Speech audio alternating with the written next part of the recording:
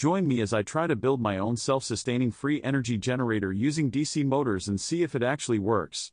The idea of a self-sustaining free energy generator is a fascinating concept that has sparked the curiosity of many individuals interested in renewable energy.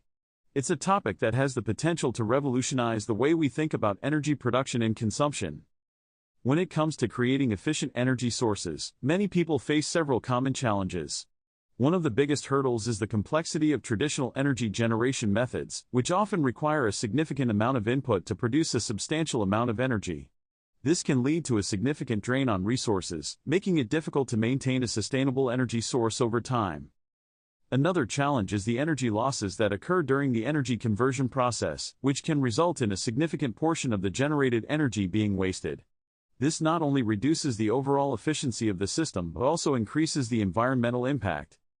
Furthermore, many traditional energy generation methods are often dependent on non-renewable resources, which are finite and contribute to climate change.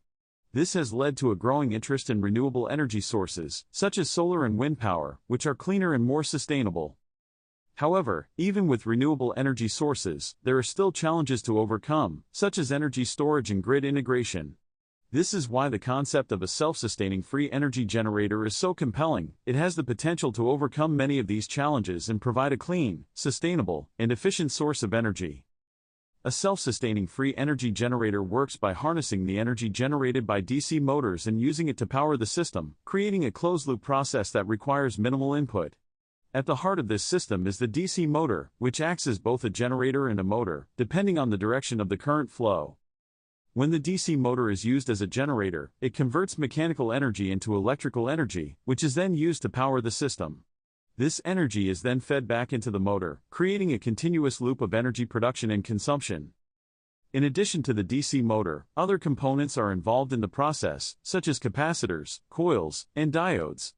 These components work together to regulate the energy flow, ensure efficient energy conversion, and prevent energy losses. One of the key breakthroughs in creating a self-sustaining free energy generator is understanding how to optimize the system's efficiency and minimize energy losses.